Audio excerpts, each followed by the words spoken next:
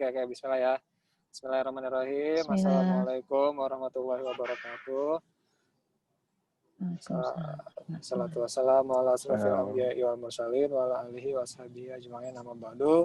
Ya, pertama-tama ya marilah kita bersyukur atas rahmat Allah yang telah mengizinkan kita semua hadir walaupun terbatas oleh jarak, tapi kita disatukan oleh waktu dan niat yang lurus insya Allah untuk sama-sama belajar mengaji ilmu Islam yang nanti insya Allah akan dipandu oleh Ustadz Sufyan rahimahullah. Ya, jadi alhamdulillah kita diberikan kesempatan, kesehatan oleh Allah Subhanahu wa taala sehingga kita bisa berkumpul melalui Zoom meeting hari ini. Kemudian tidak lupa salawat dan salam mari kita panjatkan ke hadirat kepada Nabi Muhammad SAW, kepada sahabatnya, kepada keluarganya, dan kepada seluruh umatnya sampai akhir zaman kelak. Insya Allah kita bisa mendapatkan syafaat beliau nanti di hari kiamat kelak. Amin amin ya rabbal alamin. Alhamdulillah pada hari ini telah bergabung bersama kita semua. Ya, ada Pak Ustadz Sufyan Baswedan, begitu pula keluarga besar Haji Muharram ya, yang ada di Jawa, yang ada di Jakarta. Qadarullah saya mungkin belum kenal semuanya, belum bertatap muka secara langsung, tapi izin perkenalkan saya Fardan Adami. Itu semoga nanti pada waktu yang lain bisa bertemu secara langsung. Taib hari ini sekedar informasi adalah kajian kita pertama Pak Ustadz, semoga bisa menjadi wadah ya untuk kita bersilaturahmi dan sama-sama menuntut ilmu yang baik. Amin amin ya rabbal alamin. Mungkin Pak Ustadz Sufyan hari ini sudah kami informasikan sebelumnya. Insya Allah kita akan membahas tentang topiknya adalah keutamaan akhlak dalam mempelajari akidah ya Pak Ustadz. Iya, betul. Ya, mungkin tanpa berpanjang waktu nanti, sebelum itu insya Allah kajian ini, astagfirullahaladzim, kajian, kenapa Bang? Mohon maaf, Ustaz. Hari ini kajiannya 1 jam ya, nanti akan dimulai dengan ceramah Pak Ustadz Sufyan, kemudian nanti ada sesi tanya jawab Pak Ustadz di akhir acara, mungkin sekitar 15 atau 30 menit. Nanti akan saya pandu begitu Pak Ustadz.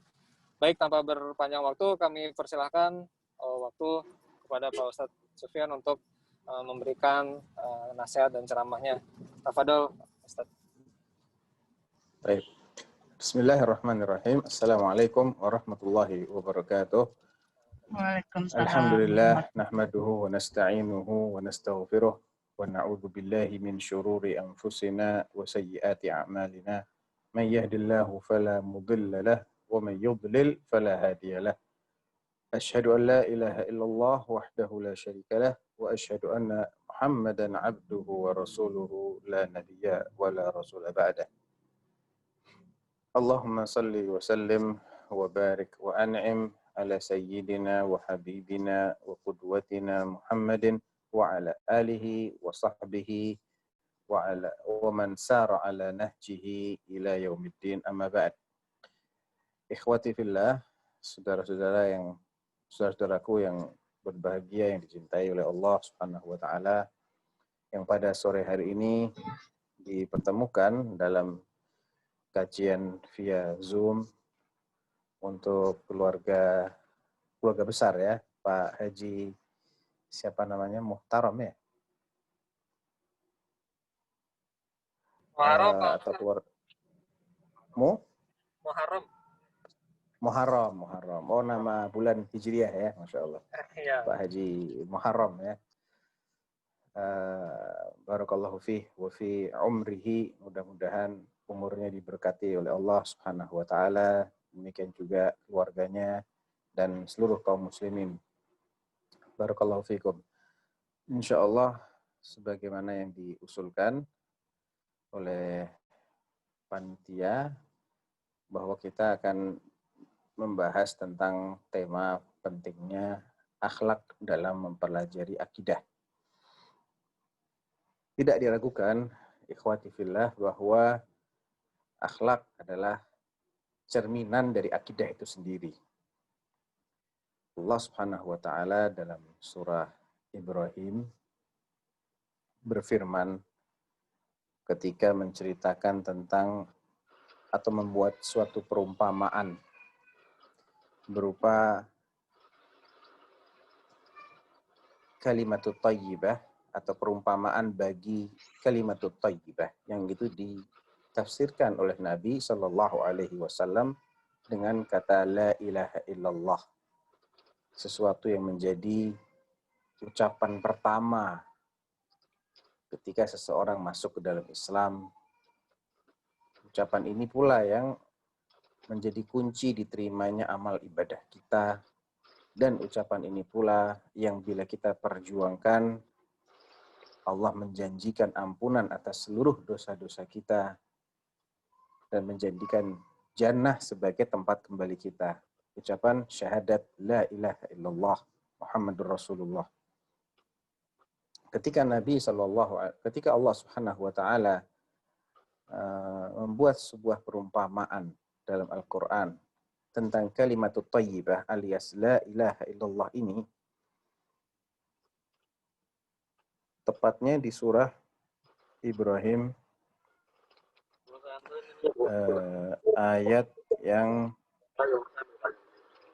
ke-24 ya, surat Ibrahim surat ke-14 ayat ke-24. Qala Allah Ta'ala, a'udzubillahi minasyaitonir rajim, alam tara kaifa daraballahu kalimatan thayyibatan kasyajaratin thayyibah asluha thabitun wa far'uha fis sama'. Kemudian dilanjutkan oleh ayat ke-25, tu'ti ukulaha kulla hinin bi'idzni rabbiha wa yadribullahu al-amthala lin-nasi la'allahum yatadzakkarun. Dalam ayat ini Allah Subhanahu wa taala menjelaskan, mengajak Nabi Shallallahu alaihi wasallam untuk memperhatikan salah satu makhluk ciptaan Allah yang Allah namai dengan syajarah thayyibah, pohon yang baik.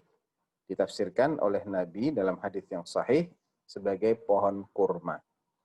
Alam tara kaifa daraballahu mathalan kalimatan thayyibah ka syajaratin thayyibah. Kalimah thayyibah alias la ilaha illallah itu Allah umpamakan sebagai pohon yang baik, pohon kurma. Kemudian Allah menyebutkan ada 3 bagian pohon. Asluha, yang pertama adalah asluha, akarnya, thabitun, kuat menghujam ke dalam tanah. Itu bagian pertama dari pohon.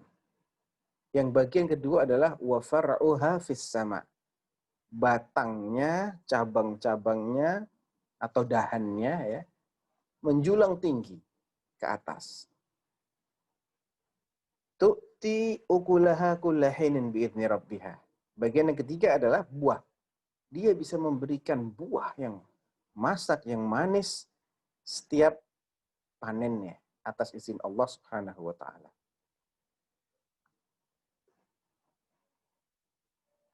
Kalau kita perhatikan dari pohon yang Allah ceritakan itu yang terdiri dari 3 bagian. Sesungguhnya bagian yang nampak itu tidak akan nampak indah, melainkan kalau bagian yang tidak nampaknya sehat dan kuat. Bagian manakah yang saya maksud dengan bagian yang nampak itu? Bagian itu adalah tidak lain adalah batang dan buah. Nah, batang dan buah sesuatu yang nampak dari pohon. Kalau pohonnya besar, rindang, buahnya banyak, Masya Allah, manis-manis. Ini pasti akarnya sehat. Pasti akarnya kuat. Mendapatkan nutrisi yang baik. Nah, akar tidak kelihatan, tapi keberadaan dia bisa dinilai dari hasilnya. Dan hasilnya di sini adalah buah manis. Kalau saya kaitkan dengan pembahasan kita pada sore hari ini. Afwan, ini ada anak-anak teriak-teriak sebentar ya. Gak apa-apa Pak Ustadz. Disuruh join aja Pak Ustadz.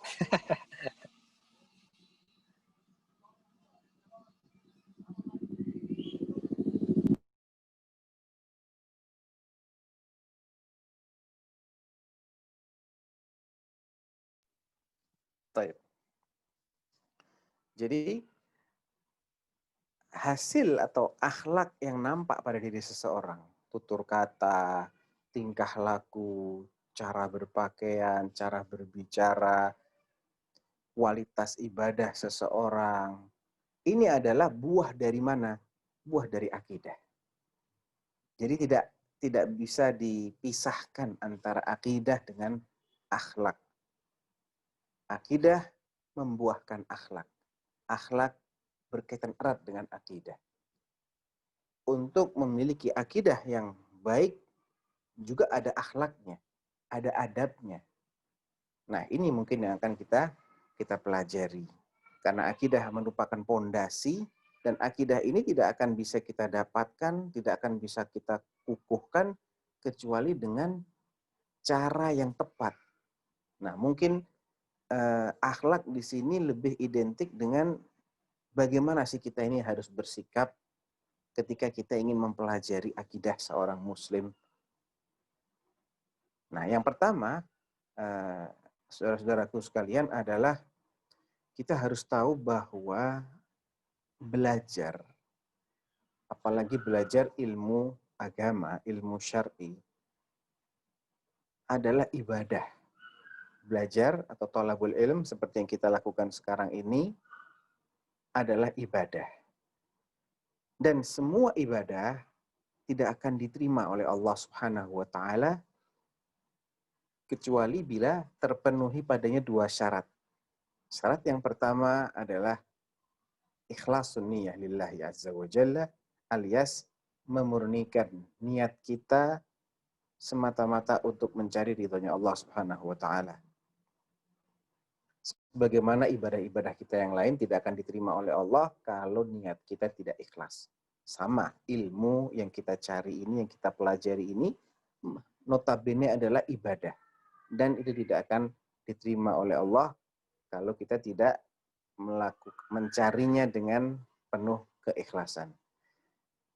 Adapun syarat yang kedua adalah sebagaimana juga pada ibadah yang lain hanya akan diterima oleh Allah Subhanahu wa taala manakala kita lakukan dengan petunjuknya Nabi Shallallahu alaihi wasallam, sesuai dengan arahan dan bimbingan Rasulullah Shallallahu alaihi wasallam, atau dikenal dengan istilah ada ittiba'us sunnah, mengikuti sunnah alias ajaran Nabi Shallallahu alaihi wasallam. Ini adab yang pertama. Jadi ikhlaskan niat kita dalam mempelajari semua ilmu, khususnya ilmu-ilmu agama, terlebih lagi ilmu akidah yang merupakan dasar dan pondasi dari ibadah kita. Untuk mengikhlaskan niat, kita tentunya harus tahu hakikat ikhlas itu apa sih? Karena kalau kita nggak tahu hakikatnya ikhlas, bagaimana kita akan bisa mewujudkan sesuatu yang kita belum menyadari, belum mengenal secara jelas apa itu ikhlas. Ikhlas itu artinya murni. Tidak ada tendensi lain. Kita ngapain sih kita kumpul sore hari ini, ngaji bareng-bareng, apa yang kita cari? Kita hanya mengatakan, saya hanya mencari pahala dari Allah Subhanahu wa taala. Saya ingin Allah ridho kepada saya. Di samping itu, saya ingin mendapatkan ilmu agar saya bisa beramal berdasarkan ilmu. Orang yang beramal berdasarkan ilmu adalah orang yang tidak tersesat. Adapun orang yang beramal tidak berdasarkan ilmu, berarti dia tersesat. Kemudian, niatkan setelah kita meniatkan untuk mencari ridhonya Allah, saya ingin mendapatkan ilmu untuk kemudian saya amalkan, niatkan juga agar kita bisa mengajarkan ilmu yang bermanfaat ini kepada kaum muslimin, kepada karib kerabat kita, sebagai bekal kita nanti ketika kita sudah meninggal dunia. Kalau kita sempat mengajarkan ilmu-ilmu yang bermanfaat, dan ilmu yang paling bermanfaat bukan ilmu dunia tentunya. Kalau ilmu dunia ya manfaatnya sebatas kita di dunia. Tapi ilmu yang berkaitan dengan kemaslahatan kita di akhirat. Ilmu yang akan membimbing kita untuk menjadi hamba Allah yang sebenarnya. Sehingga kita akan mendapatkan apa yang Allah janjikan bagi orang-orang yang benar-benar menghambakan dirinya kepada Allah, yaitu ilmu din, ilmu agama. Yang dimulai dari akidah, kemudian juga ada ilmu ibadahnya atau ilmu fikihnya, ada ilmu macam-macam, ya, ilmu muamalah dan seterusnya. Yang jelas, kita meniatkan untuk mengentaskan diri kita dan juga mengentaskan sesama kaum muslimin dari kejahilan. Karena itu akan menjadi sedekah jariyah kita nanti. Niatkan untuk ini semua. Mencari ridha Allah, untuk dapat beramal sesuai dengan dasar ilmu dan dapat mengajak orang lain, ya, mendakwahi orang lain. Jadi itu akhlak yang pertama. Akhlak yang kedua, untuk mempelajari ilmu akidah, kita harus menyadari bahwa akidah kita itu dibangun atas dasar pemberitaan, berita yang disampaikan oleh Nabi Shallallahu Alaihi Wasallam, baik melalui, ya, baik yang termaktub dalam Al-Quran atau yang tercatat dalam hadis-hadis beliau Shallallahu Alaihi Wasallam. Itu akidah kita sumbernya dari situ, dari Al-Quran dan dari Sunnah. Nah, bagaimana kita ini mempercayai apa yang diberitakan oleh Nabi Shallallahu Alaihi Wasallam? Ini kita harus menggunakan akhlak, harus menggunakan cara yang tepat. Jangan sampai kita menilai benar tidaknya apa yang disampaikan oleh Nabi Shallallahu Alaihi Wasallam tadi dengan menggunakan cara yang keliru. Karena ujung-ujungnya akan menyebabkan kita tidak beriman kepada Nabi. Ya, sebagai contoh sederhana begini.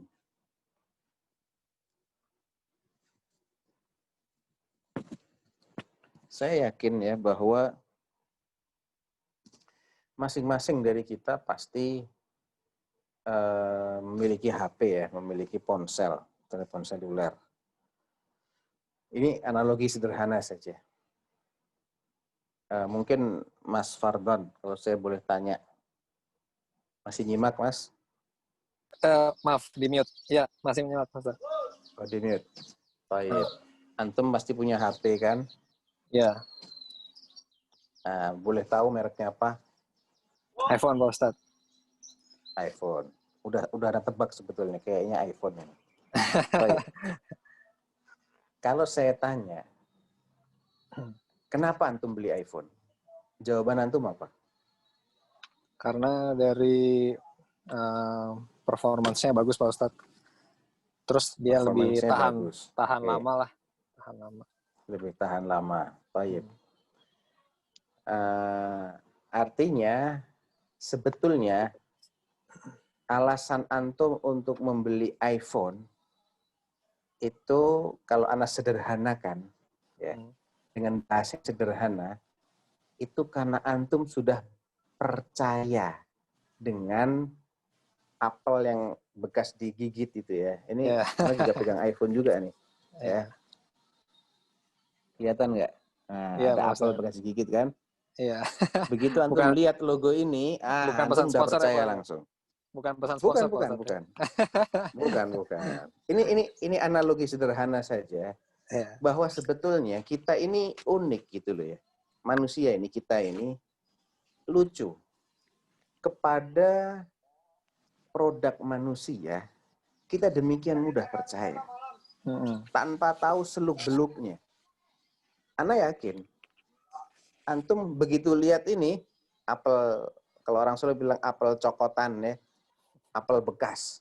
Ya, semua apel itu kan bekas. Karena udah digigit. Iya, Kalau betul, masih Pak. utuh malah orang nggak beli. Lucu kan? Udah Iya, digigit betul, malah Ustaz. beli dia. Ya. Begitu antum lihat ini, antum udah percaya pasti. Oh iya. Padahal kalau anak tanya, antum punya ilmu apa tentang Apple? Sedikit yang antum ketahui tentang Apple. Iya. Kalau ini rusak pun antum juga nggak akan bisa perbaiki kan? Iya nggak? Betul. Ketika antum beli, ya antum buka fitur-fiturnya, paham semua. Ya, enggak. Belajar Fitur-fiturnya dulu. paham semua. Enggak kan? Iya. Enggak juga kan? Kemudian aplikasinya, semuanya antum ngerti. Ini fungsinya untuk begini, yang ini untuk begini. Atau hanya sebagian yang antum ngerti? Sebagian. Pelan-pelan dipelajarin.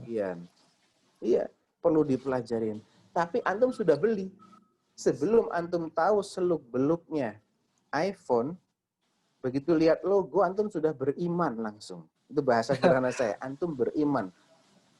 Beriman Dan kita sama juga seperti itu produk. sama. Ya. Beriman sama produknya ini hanya karena melihat ada logo Apple yang bekas digigit tadi. Ya. Antum tidak akan menanyakan lagi ketika beli, ini kenapa sih kok desainnya kayak gini? Kenapa sih tombolnya satu doang di sini? HP-HP lain tombolnya banyak, ini cuma satu di sini. Ya. Terus ada apa sih ini?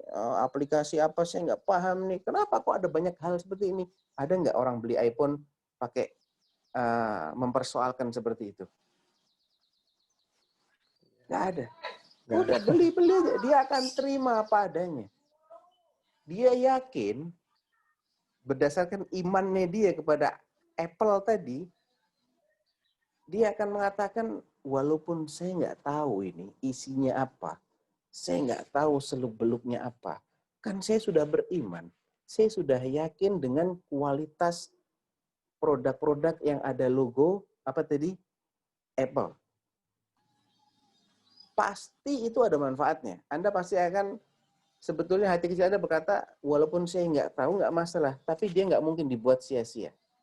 Karena ini yang membuat orang-orang yang pinter. Orang Amerika. Ya, orang yang terkenal, memiliki teknologi yang maju. Cukuplah saya beriman dengan kepintaran mereka, dengan nama baik produk Apple yang terkenal handal ini. Padahal yang terkenal handal itu kan bukan barang yang Anda beli kan? Itu barang yang orang lain sudah mereview, sudah pakai. Barang yang Anda beli ini belum tentu. Dia memiliki keawetan sama dengan barangnya orang lain. Belum tentu. Logikanya kan begitu. Logikanya. Langsung masuk. Tapi adanya merek ini sudah kita anggap sebagai alasan yang cukup kuat. Berarti kesimpulannya, manusia itu sebetulnya lebih banyak bertindak berdasarkan kepercayaannya daripada bertindak berdasarkan ilmu pengetahuannya. Bisa dipahami nggak analogi ini? Bisa ya, mudah-mudahan. Bisa. Kita menentukan segala sesuatu itu lebih banyak pada pertimbangan trust, kepercayaan, daripada pertimbangan mengetahui seluk-beluknya. Dan kita juga nggak mungkin harus mengetahui seluk-beluk segala sesuatu baru kita beli. Nggak mungkin ada manusia seperti itu. Mobil yang kita beli juga kita nggak tahu seluk-beluknya. Beberapa hal kita tahu, ini roda, ini stang kemudi, ini persneleng, ini rem, ini gas, oke. Ini aki, oke. Tapi komponen-komponen yang lain kita banyak tidak tahu. Tetap aja kita beli. Tetap kita keluarkan uang ratusan juta. Kita nggak sayang dengan uang kita. Hanya ketika melihat logo tertentu, oh udah ini jaminan mutu. Saya beriman dengan produk-produknya pabrikan A atau pabrikan B. Nah, pertanyaannya, kita punya akhlak seperti itu dengan produk manusia. Apakah yang datang dari Allah? Saya tidak katakan produknya Allah, enggak. Karena Al-Quran itu bukan produk. Tapi Al-Quran itu adalah kalamullah. Al-Quran wahyu dari Allah Subhanahu wa Ta'ala. Allah yang menciptakan manusia yang pintar-pintar ini, itu ciptaannya Allah Subhanahu wa Ta'ala. Produk yang kita anggap canggih-canggih itu adalah produk ciptaannya manusia yang diciptakan oleh Allah Subhanahu wa Ta'ala. Berarti keilmuan Allah, kehebatan Allah jelas, jauh dari itu. Tidak bisa dibandingkan sama sekali. Ya, karena yang Allah ciptakan bukan hanya manusia. Manusia hanyalah satu dari sekian banyak ciptaan Allah. Allah punya ciptaan-ciptaan yang jauh lebih dahsyat lagi dari manusia. Jagat raya. Dan Allah mengatur segalanya yang ada di jagat raya ini. Betapa kuatnya Allah, betapa besarnya Allah, betapa pandainya Allah. Ya. Dan lain-lain yang ini tercermin dari ciptaannya. Nah, harusnya ketika kita ingin mempelajari apa yang kita harus yakini terkait Allah, kita juga harus menggunakan akhlak yang sama. Ya. Kita kedepankan iman kita kepada Allah Subhanahu wa taala. Walaupun kita tidak melihat Allah, walaupun kita tidak mendengar langsung suaranya Allah, walaupun kita tidak merasakan keberadaan Allah dengan panca indera kita. Jadi akhlak yang sangat penting dalam bab akidah, bab belajar akidah adalah selain keikhlasan, yang kedua adalah ittiba' Nabi, yang ketiga adalah jangan kita menjadikan akal kita sebagai tolok ukur utama, sebagai penilai pertama dan terakhir. Ketika kita mempelajari tentang akidah kaitannya dengan rukun-rukun iman yang 6. Yang itu semua mayoritasnya adalah perkara-perkara yang ghaib. Perkara yang ghaib itu artinya apa? Perkara yang kita tidak bisa mendeteksinya dengan panca indera kita. Kejadian di masa lalu, cerita umat-umat terdahulu, itu ghaib. Ghaib, tidak bisa terdeteksi. Bekas-bekasnya oke, tapi bagaimana kisah mereka? Dari mana kita tahu kisah mereka? Hanya dari bekas-bekasnya tidak bisa lengkap. Karena tidak semua peristiwa itu meninggalkan jejak. Al-Quran menceritakan itu. Allah menceritakan, dulu pernah ada kejadian begini. Rasulullah menyampaikan dari Allah sebagaimana yang diwahyukan kepada beliau. Demikian juga termasuk perkara ghaib adalah apa yang akan terjadi di masa depan. Apa yang akan terjadi di alam kubur. Apa yang akan terjadi nanti setelah dibangkitkan dari kubur. Kejadian hari kiamat, di padang mahsyar, dan seterusnya sampai jannah, sampai nar. Itu semua termasuk perkara ghaib yang disampaikan oleh Allah maupun oleh Rasulnya Shallallahu Alaihi Wasallam. Dalam hal ini akhlaknya bagaimana? Kita dahulukan iman kita. Jangan kita dahulukan ilmu kita. Maksudnya apa yang bisa kita cerna dengan akal, kita percayai. Yang nggak bisa kita cerna dengan akal, kita tolak, kita anggap batil. Jangan begitu. Itu cara yang keliru. Karena sekali lagi, perkara yang ghaib itu tidak bisa kalau kita harus pahami seluk-beluknya. Jangankan sesuatu yang ghaib, sesuatu yang kasat mata aja kita kesulitan kalau diharuskan untuk memahami dulu semua seluk-beluknya baru kita terima. Kita akan kesulitan. Kita menerima sebuah produk kita nggak tahu seluk-beluknya. Kita beli dengan dasar apa tadi? Dengan dasar iman. Saya yakin ini orang pinter yang buat. Udah terkenal kepintarannya, kualitas produknya. Ya saya percaya. Saya tidak tahu semua seluk-beluk, tapi saya percaya. Saya beli, saya terima produk dia. Saya berkorban, saya bayar uang. Ya, itu produk yang masih kasat mata. Apalagi kalau dia tidak kasat mata. Yang kasat mata aja kita akan kesulitan kalau dituntut untuk tahu dulu segala seluk-beluknya, baru kita terima produknya, apalagi yang tidak kasat mata. Yang sifatnya adalah akhbar, kabar-kabar yang terjadi di masa lalu maupun yang akan terjadi di masa depan. Demikian juga yang dibawa oleh Nabi SAW, yang diajarkan oleh beliau selain berita adalah aturan, ahkam. Lakukan ini, jangan lakukan ini. Ya, itu ahkam. Oleh karena itu, akhlak yang penting sekali di sini adalah sikap percaya. Yakin berserah diri. Ya. Selagi yang menyampaikan adalah Rasulullah Shallallahu Alaihi Wasallam atau dia tertuang dalam Al-Quran, maka saya akan percayai. Walaupun akal saya belum bisa mencerna. Karena apa? Wajar. Kan percaya, perkaranya perkara gaib. Kita ini baru bisa menggunakan akal kita kalau kita mendapatkan informasi tentang sesuatu. Kita sudah pernah melihat burung terbang, tapi belum pernah melihat pesawat terbang. Ada orang bilang, ya, Fulan, apakah Anda pernah melihat pesawat terbang? Dia bilang, saya belum pernah melihat pesawat terbang. Ditanya, apakah Anda pernah melihat burung? Dia bilang, iya, saya pernah melihat burung.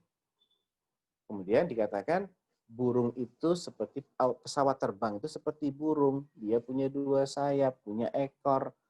Nah, dengan cara seperti ini dia baru bisa mencerna. Jadi orang itu bisa mencerna, memahami sesuatu kalau sesuatu itu pernah dia lihat atau pernah dia dengar. Atau kalau sesuatu itu setara atau memiliki kesamaan dengan apa yang pernah dia lihat sebelumnya. Contohnya orang ini tidak pernah melihat pesawat terbang, tapi dia pernah melihat burung.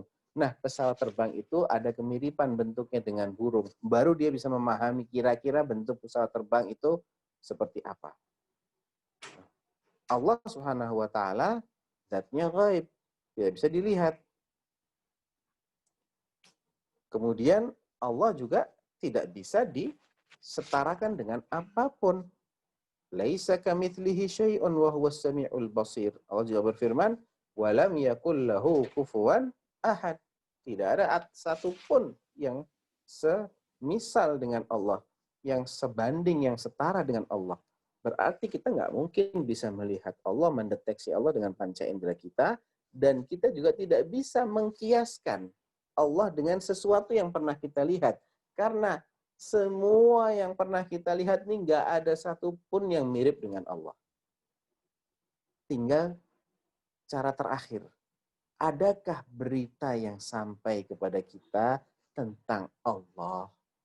Kalau ada, ya hanya sebatas itulah yang bisa kita ketahui tentang Allah. Tidak bisa kita mengetahui lebih dari itu. Alias kita hanya disuruh percaya saja. Kita nggak bisa memikirkan apa-apa. Kita nggak bisa membayangkan apa-apa. Ketika yang dibahas adalah perkara-perkara yang gaib.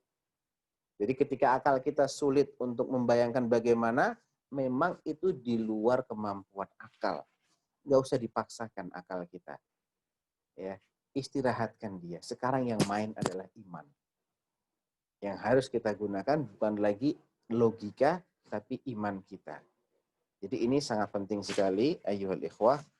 Jangan sampai kita salah dalam menempatkan, memfungsikan akal kita. Apalagi ketika kita belajar yang namanya akidah, yang sifatnya biasanya berkaitan erat dengan perkara-perkara gaib. Oleh karena itu, Allah Subhanahu wa taala di awal-awal surat Al-Baqarah menyebutkan tentang orang-orang yang bertakwa itu seperti apa, orang-orang yang mendapatkan hidayah dari Al-Qur'an. Alif Lam Mim dzalikal kitabu la raiba fihi hudan lil muttaqin. Siapakah al-muttaqun itu?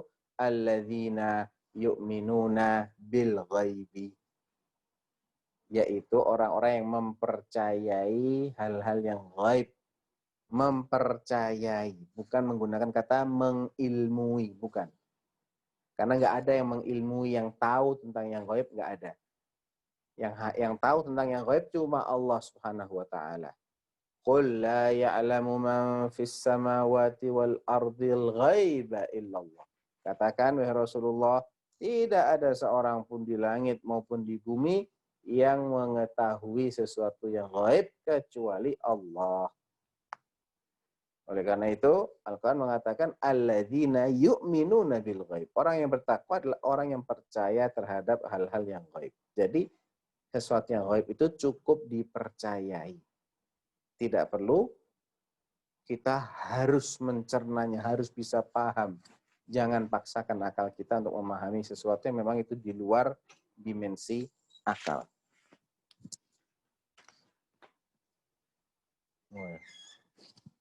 Sebentar.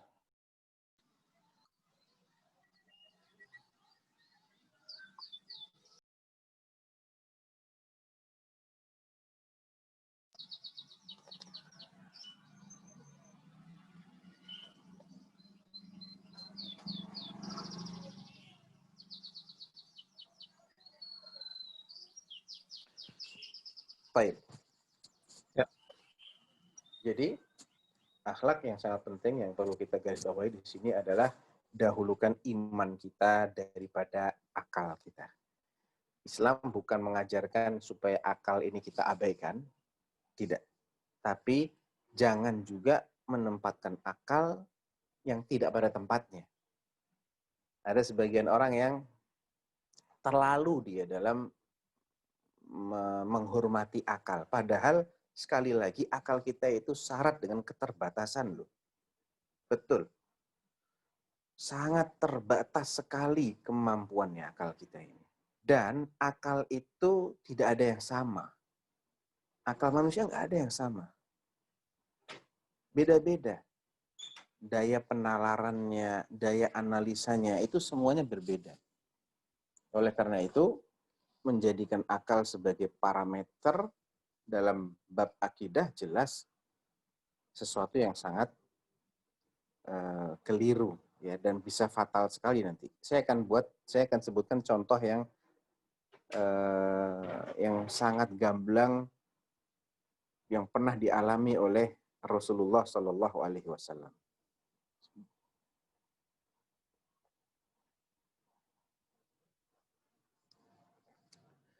Tentunya antum semua pernah mendengar tentang peristiwa monumental, peristiwa yang sangat bersejarah, sangat luar biasa, dan merupakan salah satu mukjizatnya Rasulullah Shallallahu Alaihi Wasallam yang terjadi pada tahun ke-10 atau 11 setelah beliau diangkat menjadi nabi. Jadi beliau masih di Makkah ketika itu. Beliau mengalami perjalanan yang luar biasa. Ya, jasad dan ruh beliau mengalaminya, yaitu peristiwa Al-Isra wal Mi'raj. Peristiwa Al-Isra dijelaskan secara tegas dalam Al-Quran. Adapun peristiwa Mi'raj tidak dijelaskan secara tegas, tapi dengan bahasa-bahasa yang sifatnya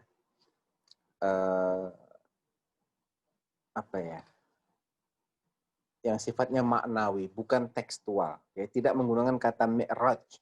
Allah Mi'raj ke langit ke-7, tidak. Tapi menggunakan isyarat-isyarat ke arah sana. Itu di surat An-Najm.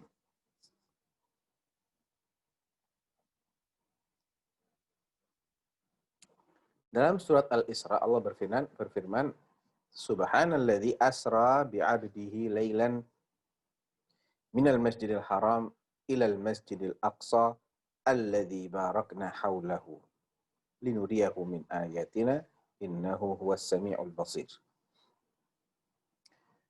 Maha suci Allah yang telah memperjalankan hambanya di malam hari dari Masjidil Haram di Mekah ke Masjidil Aqsa di Baitul Maqdis di Palestina sana, alladzi barakna haulahu yang kami berkahi di sekelilingnya. Dan seterusnya sampai akhir ayat. Ada sebuah peristiwa yang sangat penting untuk kita renungi. Peristiwa ini dimulai ketika Abu Jahal pada suatu pagi melewati Rasulullah Sallallahu Alaihi Wasallam. Abu Jahal terkenal dengan kekafirannya. Dia sengaja penasaran, ingin tahu ada wahyu apa ini yang akan disampaikan oleh Muhammad hari ini. Ya. Mereka sudah sering menjadikan Nabi sebagai olok-olok, sebagai bahan tertawaan, mendustakan apa yang beliau sampaikan, apa yang beliau bawa dari wahyu Allah Subhanahu wa taala. Nah, kebetulan beliau tadi malamnya habis melakukan peristiwa Isra. Perjalanan yang luar biasa, yang sangat aneh bagi orang di masa itu, kok bisa berjalan sejauh itu dengan waktu secepat itu. Karena itu terjadi di malam hari. Asra bi abdihi lailan, pada malam hari. Malam hari itu batas awalnya tenggelam matahari, batas akhirnya terbit fajar. Jadi waktunya terbatas sekali. Paling banter ya 13, 14, maksimal 15 jam. Itu pun di musim-musim tertentu saja. Di musim dingin yang malamnya itu bisa sampai 15 jam untuk Jazirah Arab ya. Nabi melakukan perjalanan yang jarak tempuhnya pulang pergi itu bisa nanti kita ukur ya pakai Google Map misalnya. Kalau saya pernah ngukur sekitar 1.200 km jarak antara kota Makkah dengan Baitul Maqdis alias Palestina alias Yerusalem.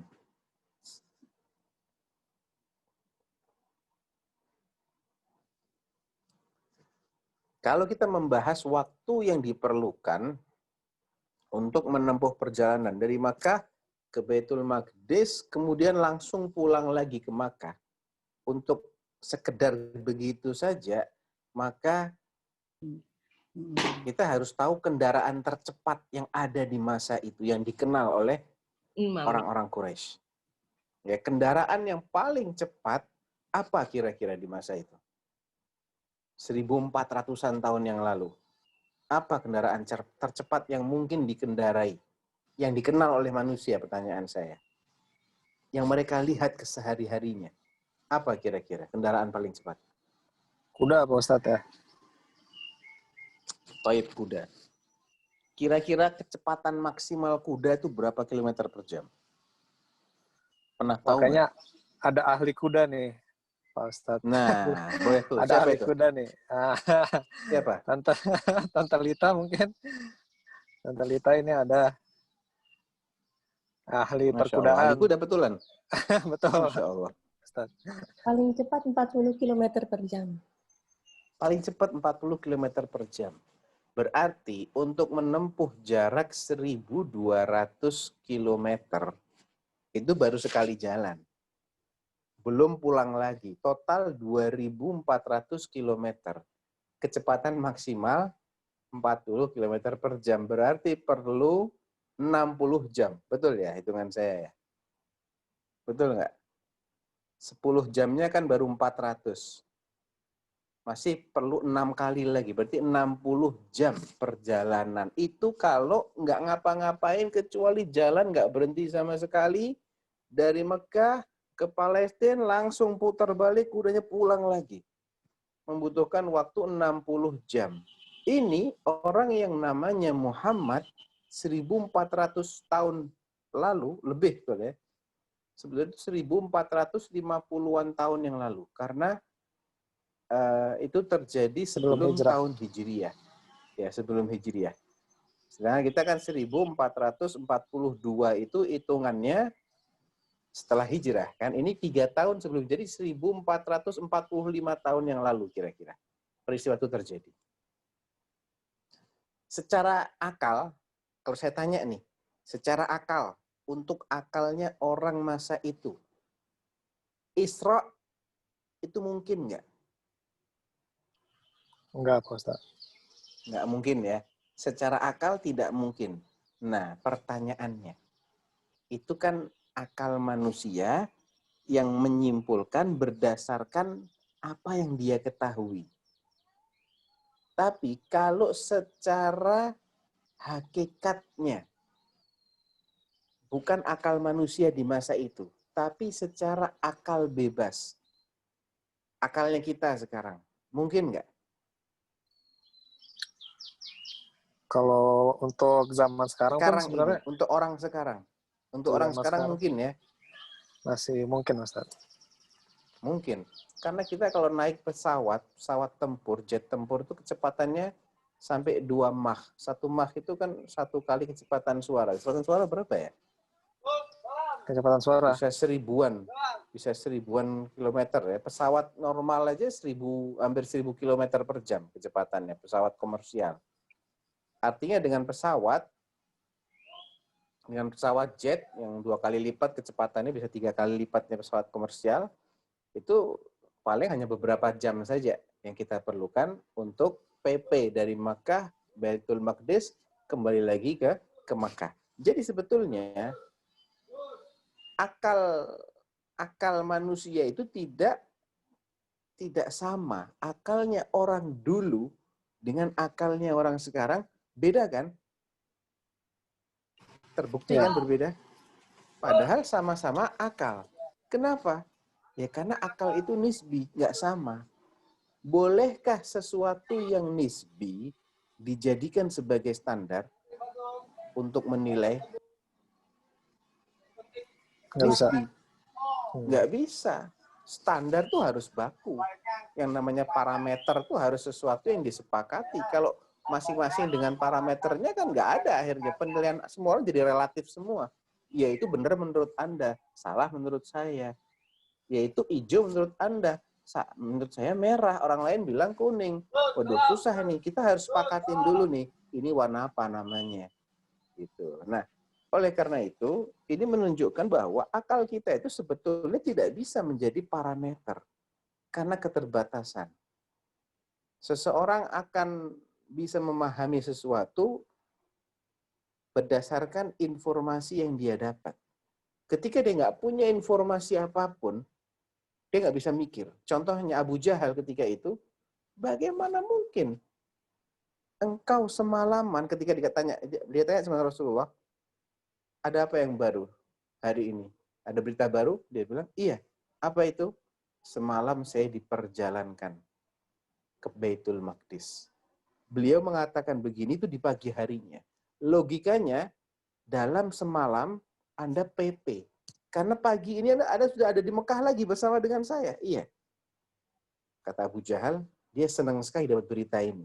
Senang luar biasa dia.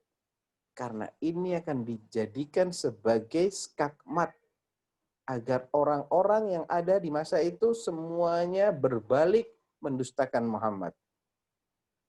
Apa kata Abu Jahal? Maukah engkau mengulangi kembali ucapanmu barusan? Saya akan kumpulkan nih tokoh-tokoh Mekah. Kata Rasulullah, nggak ada masalah.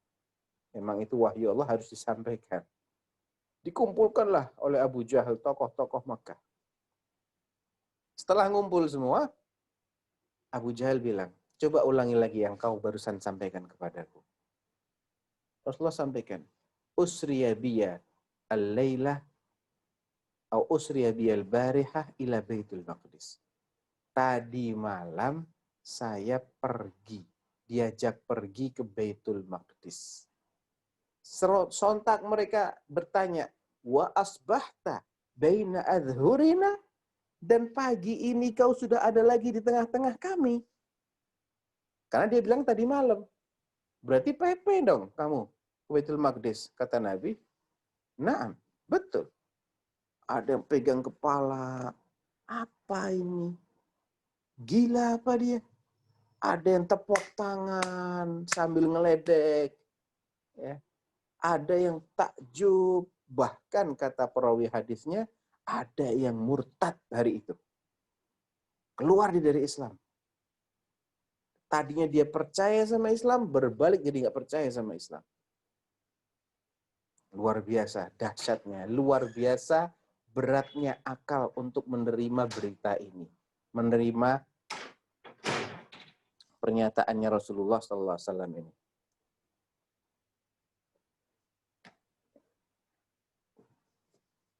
Akan tetapi, ketika orang pada heboh seperti itu, ada satu sahabat Nabi yang belum mendengar kisah ini. Antum tahu nggak siapa orangnya? Kira-kira siapa yang belum mendengar bahwa Nabi barusan mengatakan seperti itu? Abu Bakar atau Umar? Abu Bakar As-Siddiq. Betul. Abu Bakar As-Siddiq. Betul. Karena Abu Bakar sedang ada di luar Mekah ketika itu. Pas dia masuk kota Mekah, dicegat oleh Abu Jahal. Abu Jahal dengan pedenya, dia bilang kepada Abu Bakar, "Ya Abu Bakar, hal laka ila sahibik? Fa innahu za'ama annahu qad usriya bihi ila Baitil Maqdis wa asbaha baina adhurina." Tolong dong, kau kasih tahu tuh temanmu itu. Maksudnya Rasulullah SAW. Karena dia barusan ngaku-ngaku tadi malam diajak pergi ke Baitul Maqdis dan pagi ini udah ada di tengah-tengah kita lagi. Abu Jahal dengan PD-nya, pasti ini Abu Bakar tidak akan percaya. Pasti ini Abu Bakar akan geleng-geleng kepala. Akan tetapi, kata Abu Bakar cuman simpel, awaqad qala dzalik, apa betul dia ngomong kayak gitu? Katanya Abu Jahal, "Naam." Dia ngomong di depan banyak orang, saksinya banyak. Silahkan aja tanya kepada mereka apa yang dikatakan oleh oleh Muhammad. Setelah dijelaskan bahwasanya memang Muhammad mengatakan hal seperti itu, apa kata Abu Bakar? Fa in kana qad qala dzalika faqad shadaq. Kalau memang Muhammad ngomong seperti itu, dia nggak bohong. Sekarang gantian Abu Jahal yang bingung. Duh, kok bisa-bisanya engkau percaya? Wa kaifa tusaddiqu? Aw tusaddiquhu? Kok kamu percaya?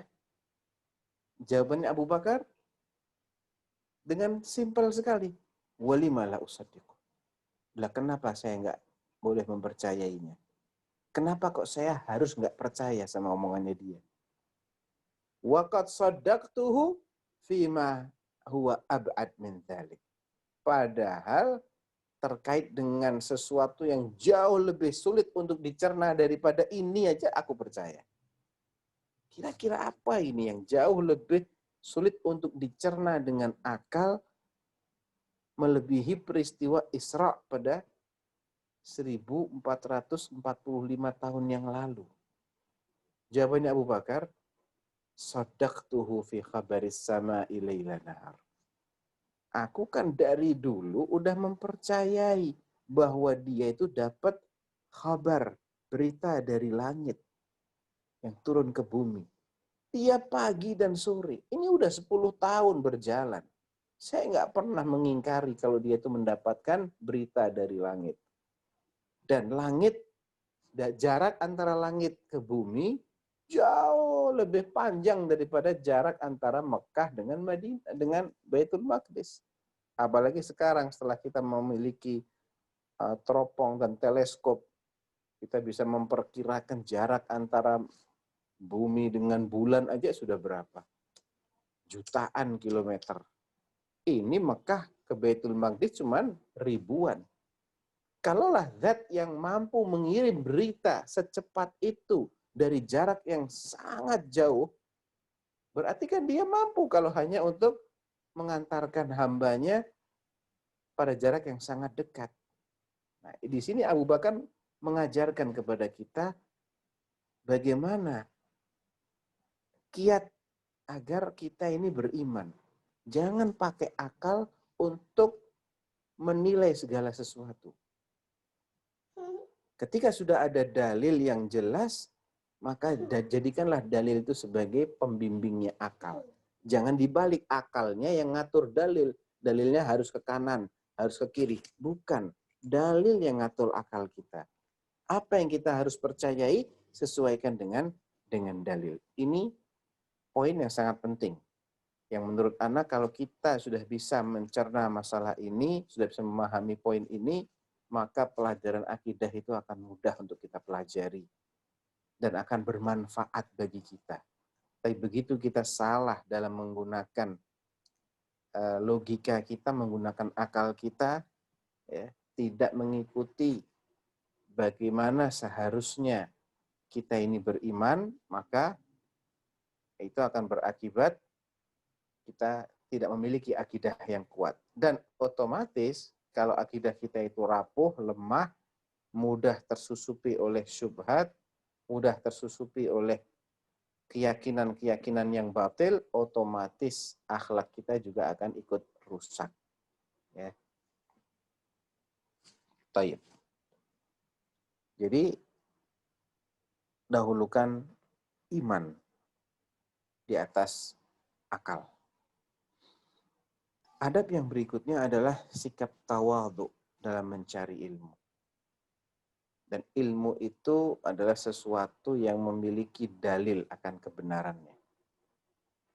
Baik dalilnya berdasarkan kalamullah Al-Quran atau berdasarkan sabdanya Rasulullah Sallallahu Alaihi Wasallam ataupun berdasarkan yang lain yang memang disepakati sebagai dalil akan kebenaran.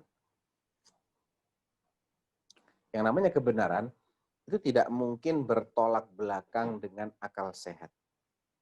Kebenaran mungkin saja membingungkan akal, tapi tidak mungkin bertolak belakang dengan akal sehat.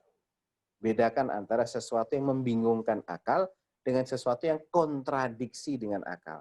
Peristiwa Isra itu membingungkan akal, tapi tidak kontradiksi dengan akal. Karena akal kita mengatakan selagi ada kendaraan yang bisa menempuh perjalanan secepat itu dari Makkah ke Baitul Maqdis, maka otomatis peristiwa itu akan menjadi mungkin untuk dilakukan. Nah, jadi secara logika itu sebetulnya mungkin. Cuman orang-orang di masa itu tidak tahu saja apa kendaraannya. Dan ternyata Nabi tidak naik kuda. Nabi naik apa? Nabi naik burak. Namanya aja burak. Burak itu sudah diambil dari kata-kata al-barq, kilat. Jadi kecepatannya secepat kilat. Itu tidak pernah dikenal oleh bangsa Arab yang hidup di, bahkan umat manusia seluruhnya tidak mengenal adanya kendaraan ini. Tapi sekali lagi, sesuatu yang kita tidak mengetahui keberadaannya itu tidak berarti dia tidak ada. Sesuatu yang menurut Abu Jahal itu tidak saya nggak pernah melihat kendaraan, saya tidak pernah mengetahui ada kendaraan yang bisa mengantarkan seseorang secepat itu. Dia tidak tahu kendaraannya apa. Nah, tidak tahunya seseorang itu tidak boleh menjadi alasan, menjadi dalil bahwa itu nggak ada. Nggak boleh. Secara logika nggak boleh itu. Misal nih, Ana bilang ke Mas Fardan, Mas Fardan, carikan kunci dalam ruangan kantor saya. Kebetulan saya menyelipkan kunci itu di tempat yang tidak mudah diketahui. Saya katakan kepada Mas Fardan, carikan kunci saya di ruangan ini. Dicari. Dia tidak berhasil menemukan. Ya. Kemudian setelah itu dia bilang apa kepada saya? Ada kemungkinan dia akan mengatakan kuncinya tidak saya temukan. Tapi kemungkinan lain dia mengatakan begini, nggak ada kunci kok. Nah, sebetulnya jawaban yang lebih tepat itu yang pertama ataukah yang kedua? Yang pertama, Ustaz. Yang pertama tidak ditemukan. Ya. Saya tidak menemukan. Walaupun sebetulnya ada itu, cuma saya tidak menemukan. Nah, artinya harusnya orang itu objektif. Saya tidak melihat. Jangan menafikan. Saya tidak melihat. Saya tidak bisa melihatnya. Saya tidak berhasil menemukannya. Jangan mengatakan dia tidak ada karena saya tidak melihatnya. Itu salah. Dia ada, cuman Anda nggak bisa melihat. Jadi penglihatan kita ini kita harus akui keterbatasannya. Pendengaran kita pun juga sama. Indra-indra yang lain juga sama. Oleh karena itu, dalam mendudukkan permasalahan keyakinan, sekali lagi, ada pelajaran-pelajaran akidah yang mungkin menjadikan kita bingung. Akal kita ini bingung, kok bisa kayak gitu, gimana ya? Subhanallah ya. Kita hanya berdecak kagum saja. Tapi jangan sekali-kali menjadikan kebingungan itu sebagai alasan untuk menganggap itu batil, itu nggak benar. Itu juga salah. Salah. Ya. Ahlus sunnah itu proporsional. Dia tidak menolak kebenaran, tapi juga tidak mengklaim benar tanpa dasar tanpa dasar ilmu, tanpa dalil yang jelas. Jadi kembali kepada perkara akidah, kita harus dahulukan ilmu kita, kepercayaan kita. Gunakanlah konsep cara berpikirnya Abu Bakar As-Siddiq, jangan gunakan cara berpikirnya Abu Jahal dan kawan-kawannya. Hati-hati. Dan hari ini sayangnya masih banyak orang yang berpikir dengan modelnya Abu Jahal dalam masalah-masalah akidah. Ya. Banyak orang yang berpikir ala Abu Jahal. Padahal jelas Abu Jahal itu dibilang sebagai Fir'aunnya umat ini, kata Rasulullah. Matinya mati kafir. Harusnya dia gunakan cara berpikirnya Abu Bakar As-Siddiq radhiyallahu taala anhu. Baik, ini sudah hampir 1 jam Anda bicara. Silahkan Masya Allah. kalau ada diskusi. Ya. Nah. Masya Allah Pak Ustadz, terima kasih jazakallahu khair atas ilmunya. Semoga jadi ilmu yang bermanfaat. Ini sebelum saya lempar ke para hadirin, Pak Ustadz, untuk pertanyaan. Mungkin saya ada 1 pertanyaan yang Pak Ustadz. Jadi yang saya catat tadi itu tentang dasar atau pegangan yang harus kita jadikan pegangan itu bukannya akal ya Pak Ustadz, ya, melainkan dalil gitu. Nah, tapi di zaman mungkin di zaman Rasulullah juga sama gitu. Tapi yang saya pahamin di zaman sekarang masing-masing punya dalil. Nah, bagaimana kita itu tahu dalil yang benar-benar the real dalil gitu, maksudnya dalil yang kita jadikan pegangan. Bahkan untuk berargumen di umum ya di televisi gitu, masing-masing mereka merasa paling benar gitu. Ini dalil saya seperti ini, dalil saya seperti ini. Nah, itu bagaimana kiat-kiatnya Pak Ustadz, dan terutama secara adab ya, bagaimana kita itu menyikapin gitu Pak Ustadz. Baik. Barakallahu fiik. Tentunya ada yang namanya dalil, ada yang namanya istidlal. Ada dalil, ada penempatan dalil. Itu 2 hal. 2 hal yang berbeda. Dalilnya tepat, belum tentu istidlalnya benar. Belum tentu penempatan dalilnya pas. Dalil yang benar ditempatkan secara ngawur, hasilnya ngawur. Ada kalanya dalilnya itu sudah salah dulu. Sesuatu yang tidak bisa dijadikan sebagai dalil, dijadikan dalil. Nah, pasti salah hasilnya. Wong dia bukan dalil kok dijadikan dalil. Atau dalilnya tidak valid.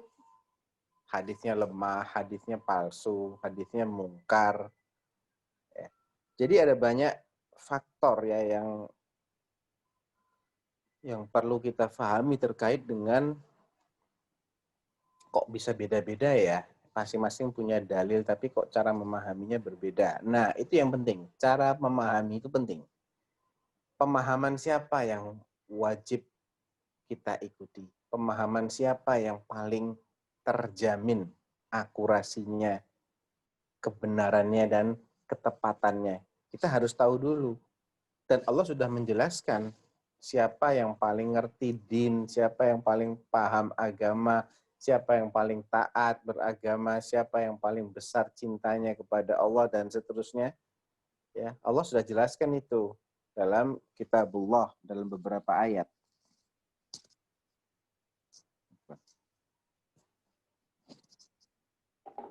Salah satunya di surat At-Taubah ayat 100.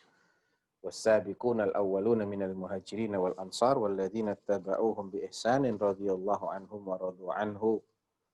Orang-orang yang pertama-tama lagi terdahulu masuk Islam dari kalangan muhajirin wal ansar walladzina tabauhum bi ihsan, dan orang-orang yang mengikuti mereka, yakni mengikuti muhajirin dan ansar bi ihsan, dengan cara yang baik. Apa yang akan didapat? Radhiyallahu anhum wa radu anhu. Allah akan meridhai mereka dan mereka pun ridha kepada Allah. Wa a'adda lahum jannat, dan Allah telah siapkan bagi mereka surga-surga yang mengalir di bawahnya sungai-sungai. Itulah keberuntungan yang besar. Artinya, kalau kita ini beragama, menjalankan agama, memahami agama, melaksanakan ibadah sesuai dengan pemahaman al-muhajirun wal ansar walladzina taba'uhum bi ihsan, ya. itu sudah jelas jaminannya. Apa jaminannya? Radhiyallahu anhum wa radu anhu wa a'adda lahum jannat. Allah meridhai mereka dan mereka ridha sama Allah, dan Allah siapkan bagi mereka surga-surga. Jadi jelas kalau pemahaman para sahabat dan para salaf yang ngikutin mereka udah ada jaminannya. Nah, harusnya ini yang kita jadikan sebagai acuan kita. Jangan pemahaman-pemahaman yang belum dijamin. Logikanya kan nggak benar. Wong ini belum ada jaminan, jalan ke kiri ini menyampaikan seseorang ke jannah belum ada jaminan. Nggak dikenal jalan tersebut. Kok malah itu yang diikuti. Nah, jadi kita harus selektif gitu loh. Jangan semua orang kita dengerin, jangan siapa dulu dia. Apa kapasitas dia untuk bicara dalam masalah ini. Dia ahlus sunnah ataukah bukan. Itu merupakan faktor-faktor yang perlu kita pertimbangkan. Nah, Baik Ustaz, jadi singkatnya pemahaman seperti pemahaman Abu Bakar ya, bukan pemahaman Abu Sofyan. Abu Jahal ya Ustaz ya. Iya, Iya. pemahaman Nah, para Ustaz, sahabat. Nah, para sahabat. Baik Pak Ustadz, mungkin kita ini ya lempar ke peserta partisipan yang lain nih. Ada Tante, ada Om Eri, ada Tante Riri, Tante Lita, ada istri saya Salsabila atau enggak Ica. Mungkin ada pertanyaan nih, saya lempar. Siapa boleh? Ada Bule Makmur juga, Ada Bule Makmur.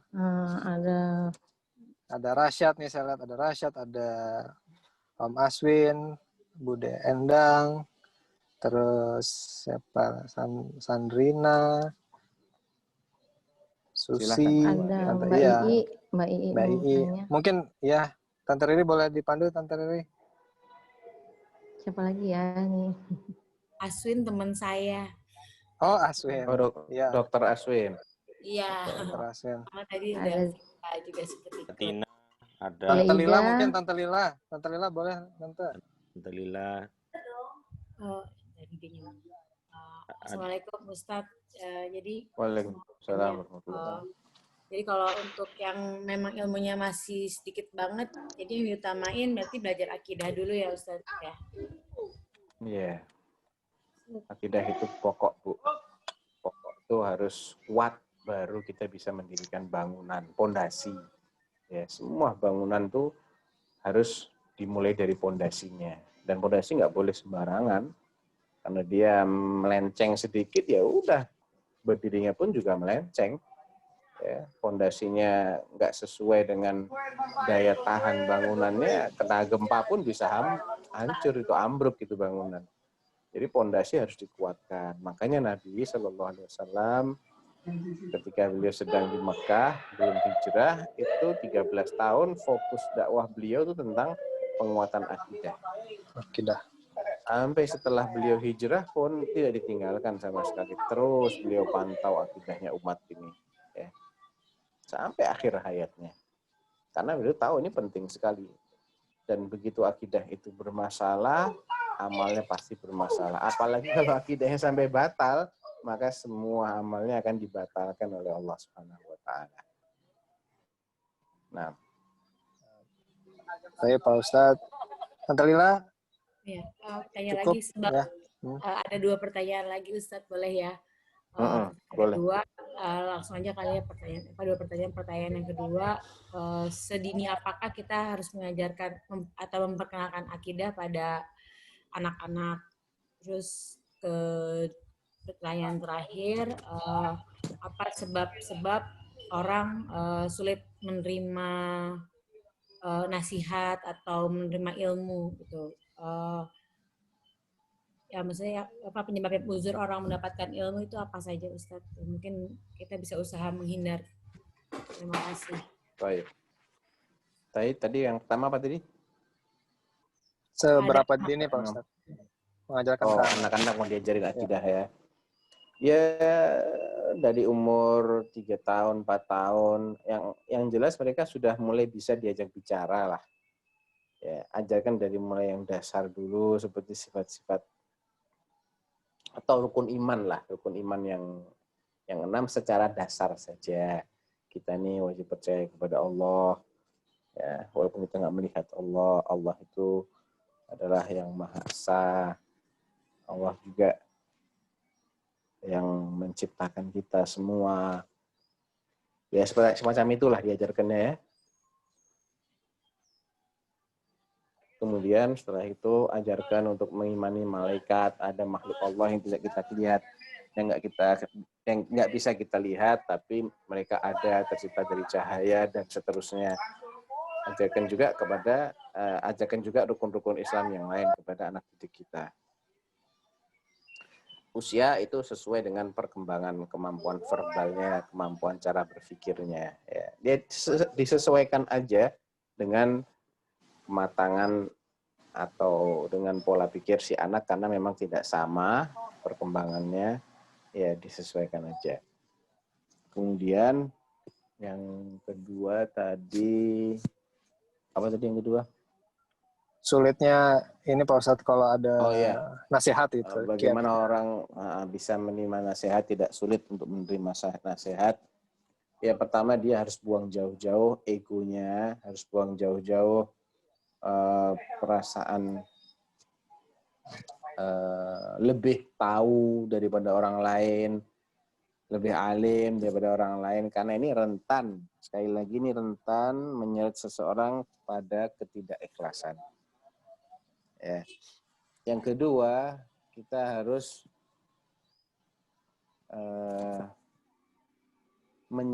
menganggap orang yang memberikan nasihat itu sebagai orang yang sayang sama kita.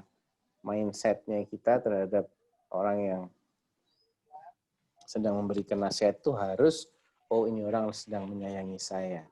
Jadi tidak ada tingkah atau tidak ada perbuatan tertentu yang menunjukkan,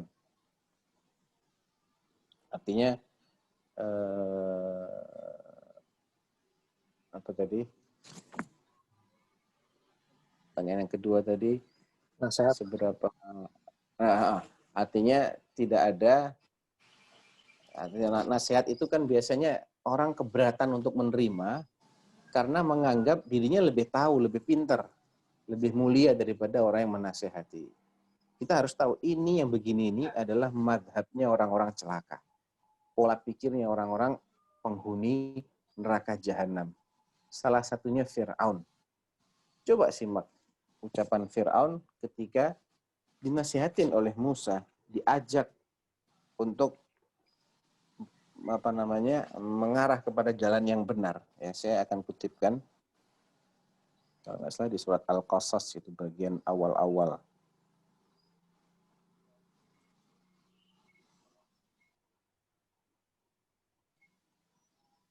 Atau di surat An-Naml, kayaknya An-Naml tuh. tentang apa Pak Ustadz tadi? Fir'aun. Tentang madhabnya Fir'aun ketika dinasihatin oleh Musa. Ya. Sebentar, di surat apa ya itu ya? Apa cari dulu di sini.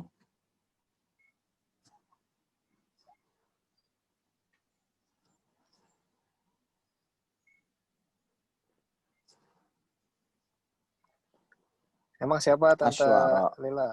Oh, Asy-Syu'ara. Ayat yang mulai dari ayat Asy-Syu'ara. Karena ayatnya pendek-pendek ya. Jadi awal kisahnya itu mulai ayat 10. Asy-Syu'ara.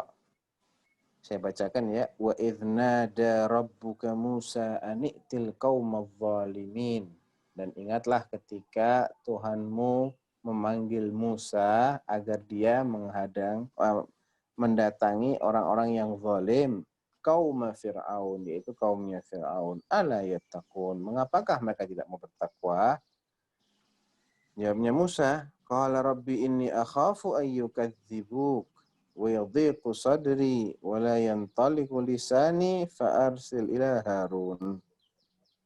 Jawabnya Musa, aku takut ya Allah kalau mereka nanti mendustakanku dan mempersempit batinku.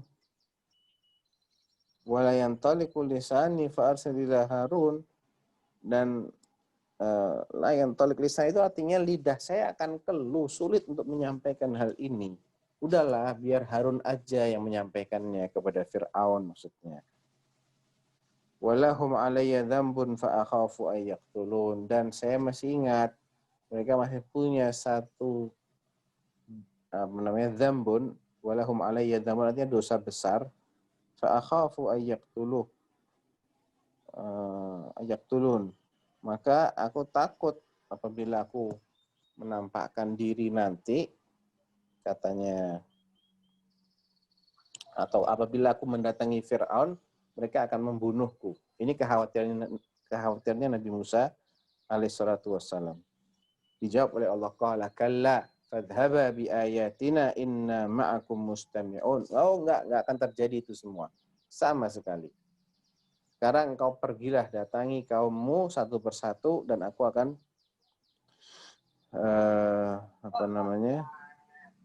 fadhhaba bi ayatina inna ma'akum mustami'un. Aku akan mendengarkan bersama kalian.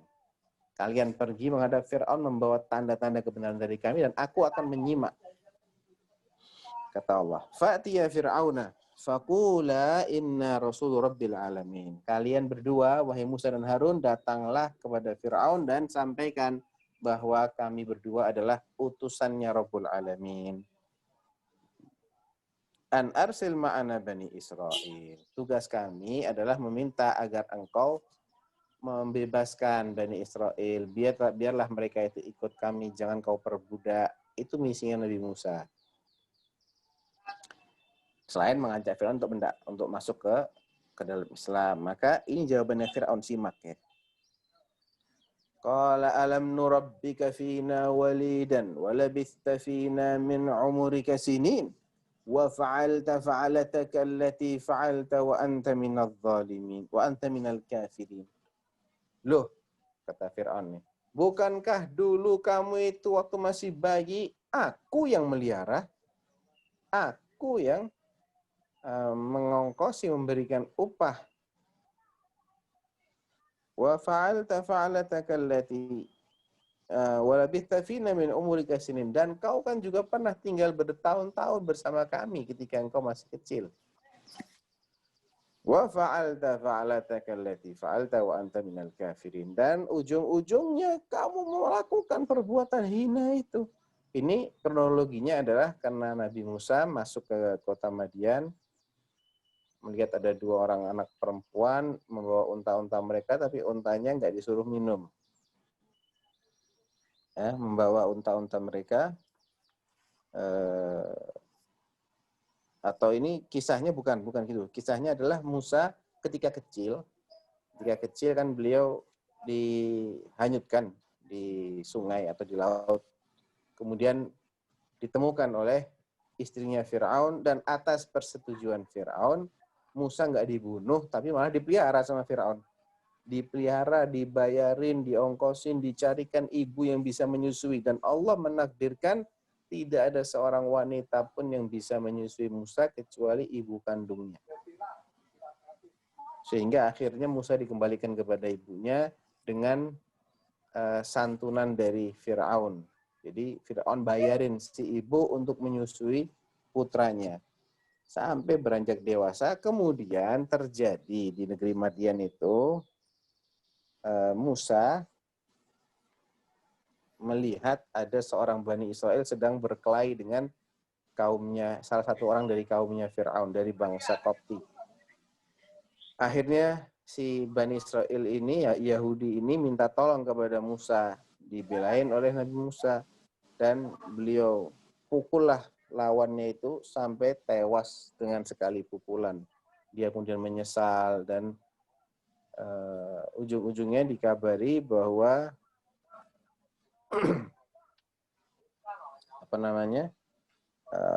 Fir'aun sedang mengejar dia pun kabur.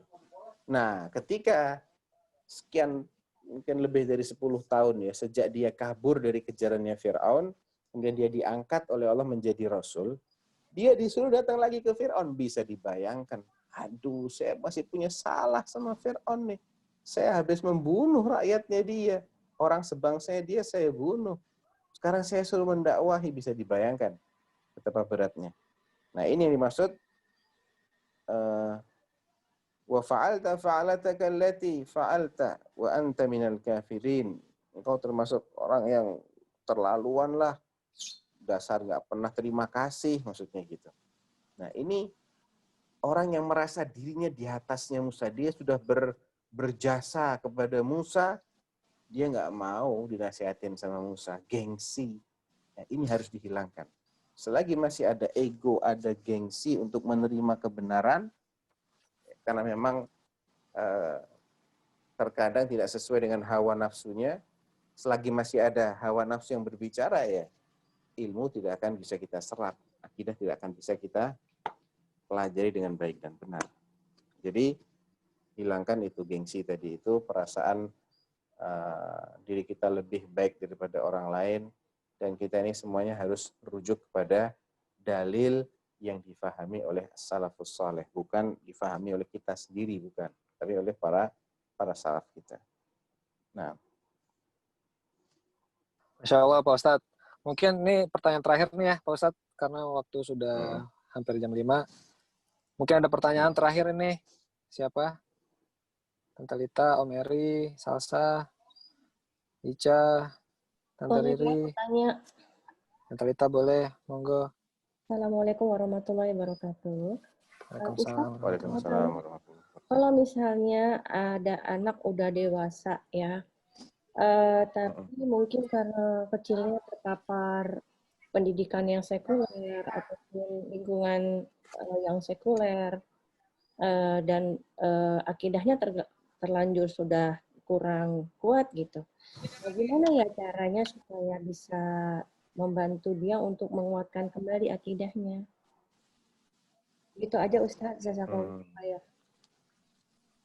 Itu sudah dewasa ya, umur berapa itu Bu?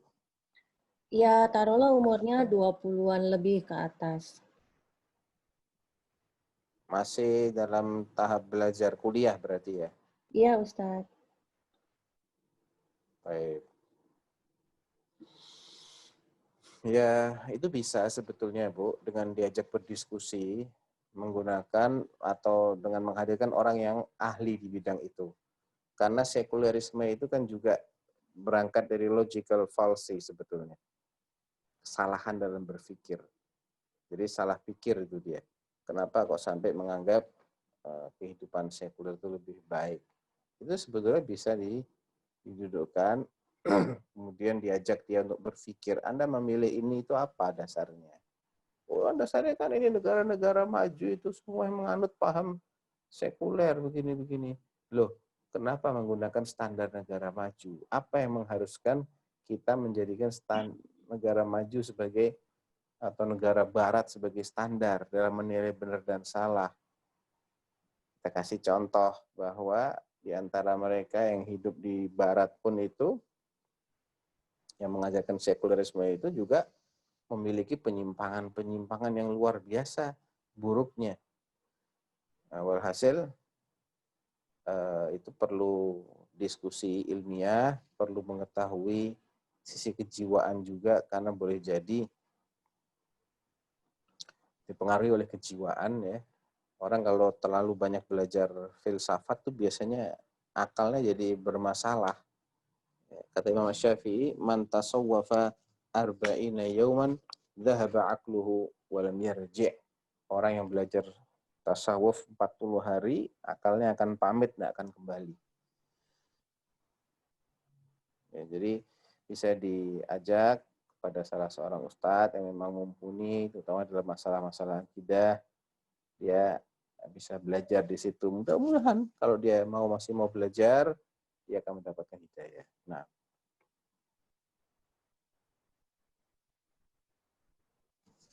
udah habis ya pertanyaan. Bagaimana Tante Lita? Sudah cukup? Jazakallah Ustaz, jazakallah khair. Wa iyyakum barakallahu. Tapi Pak Ustadz, Kemudian lingkungan juga pengaruh Tante Lita ya. Saya tambahkan di sini, kalau dia masih kuliah, dia masih berinteraksi dengan orang-orang dengan pemikiran seperti itu, maka sulit untuk berubah. Saya jadi teringat hadis orang yang terlanjur membunuh 99 orang. Dia ingin bertaubat, dia tanya, ketemunya ahli ibadah tapi jahil. Ditanya, saya sudah bunuh 99 orang, saya mau tobat, masih bisa enggak? Menurut si jahil ini, aduh saya kira sih, udah terlambat kamu, udah terlalu banyak dosamu nih. Gak bisa kamu bertaubat begini. Marah dia. Dibunuh juga si ahli ibadah ini. Genep deh 100. Setelah itu dia berdatang kepada seorang alim. Kata si alim, lah memangnya apa yang menjadangi, apa yang menghalangi dirimu untuk bertaubat? Enggak ada. Taubat kepada Allah. Hanya saja desamu tempat tinggal itu enggak baik itu orang-orangnya. Isinya para penjahat semua. Kalau kamu ingin benar-benar bertaubat, tinggalkan desamu yang buruk itu, pindah ke desa sana. Di sana banyak ahli ibadahnya, dan engkau ibadah bersama mereka. Jadi lingkungan itu sangat pengaruh. Carikan dia lingkungan yang baik-baik, insya Allah jangan terwarnai baik. Kalau dibiarkan di lingkungan sekuler, lingkungan filsafat, lingkungan liberal, pluralis, waduh, ya bisa-bisa seperti mereka nanti. Ya. Nah, baik Pak Ustadz. Bagaimana Tante Lita? Cukup ya? Cukup, makasih. Makasih. Oke. Baik Pak Ustadz dan semua saudara, Om Tante, kita sudah sampai di ujung acara ini.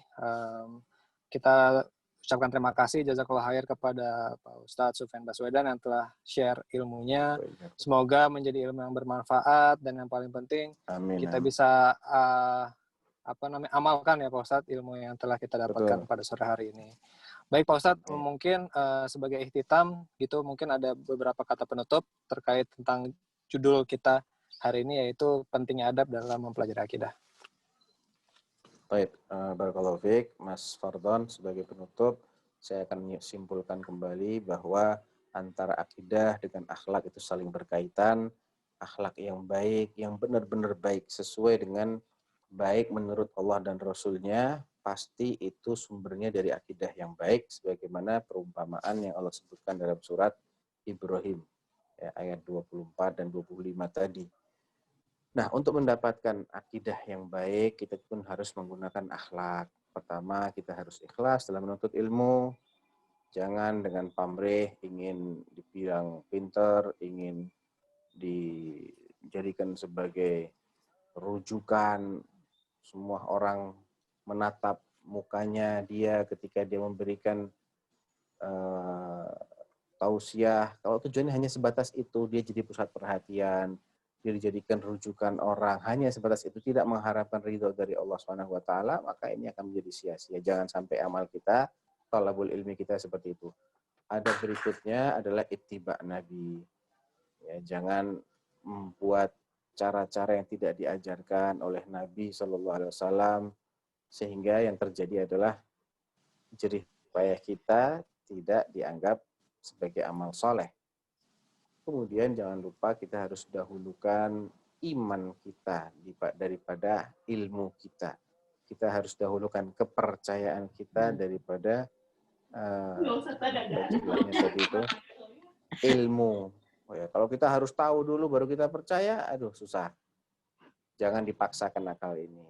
Nah, itu beberapa poin yang paling penting. Dan yang terakhir, sikap tawadhu dalam mencari ilmu itu penting sekali. Jangan mengikut sertakan ego, mengikut sertakan gengsi, itu semua akan menghalang-halangi kita dari mendapatkan ilmu yang bermanfaat.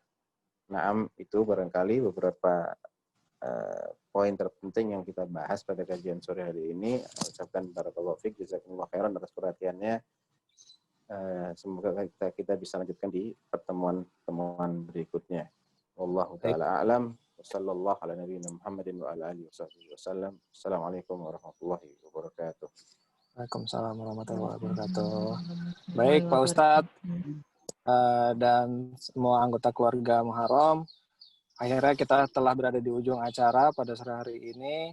Terima kasih kepada Pak Ustadz, kepada anggota keluarga yang telah bersama-sama menyimak kajian hari ini. Mohon doanya Ustadz, semoga tetap istiqomah, kita bisa adakan pertemuan atau kajian-kajian berikutnya. Nanti akan kita agendakan lagi insya Allah Pak Ustadz ya. Mohon kesediaannya Baik, untuk insyaallah. sama-sama mengisi kajian hari ini.